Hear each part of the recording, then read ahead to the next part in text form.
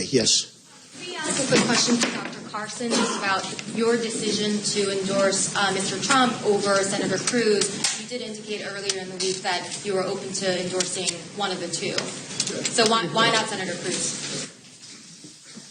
Well, first of all, we had a lot of excellent candidates. I think any of the 17 candidates who were running could have done a fine job. But one of the real factors for me is what will happen if we allow the political operatives to succeed in their endeavor to stop Donald Trump. I think it would fracture the party irreparably, and it would hand the election to the Democrats. And they would get 2 to 4 Supreme Court picks, and America would be forever changed. And that's the big picture. It's a very big picture. It's not about me. It's not about Mr. Trump. It's about America. Why not Senator Cruz, ultimately? Because I feel that Mr. Trump is willing to do what needs to be done to break the stranglehold of special interest groups and the political class. Are there any remaining hard feelings towards Senator Cruz over what happened in Iowa? I've completely forgiven him. That's a duty one has as a Christian. Dr. Carson, you said throughout your life God has led you to your most important decisions. This truly is an important decision. Did God lead you to Donald Trump? I prayed about it a lot, and I got a lot of indications. People calling me that I haven't talked to for a long time saying, I had this dream about you and Donald Trump. I mean, it's just an amazing thing. But, you know, I also tend to think that the way God speaks to you is by giving you wisdom. And that wisdom says to me that if we allow this attempt to disrupt the will of the people to be successful, it will fracture the party in an irreparable way. And that will hand the election to people who I personally believe would destroy our country. And the reason I say that is because, you know, Hillary Clinton was a great friend of Saul Alinsky. She was on a first-name basis with him when she was a student. Saul Alinsky wrote the book Rules for Radicals. And if you haven't read it, I recommend that you read it and see the kinds of things that are recommended to change, fundamentally change this nation from the great success that we have to a socialist country.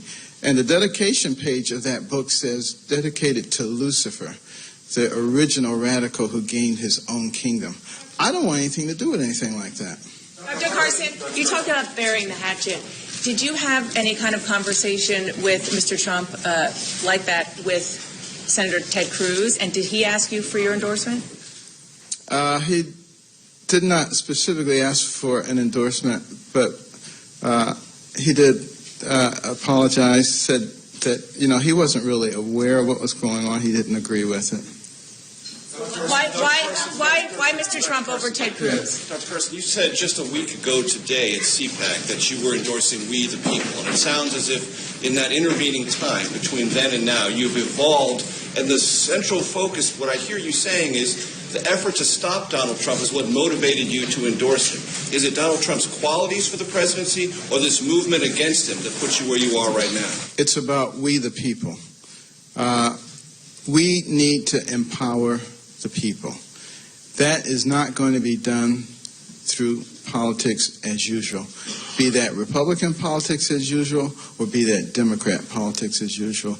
It requires somebody who's a bit of an iconoclast, but someone who has the ability to listen and to make wise decisions.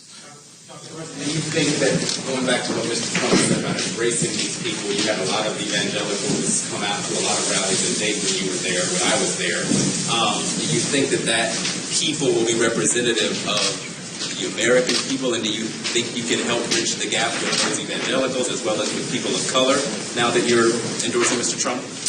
Well, you know, I hope that we can bridge the gap with everybody.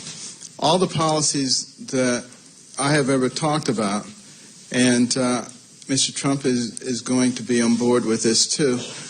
We talk about things that are good for everybody, not for this group or that group. The whole concept of picking and choosing winners and losers is something that I think is antithetical to what we believe, don't you?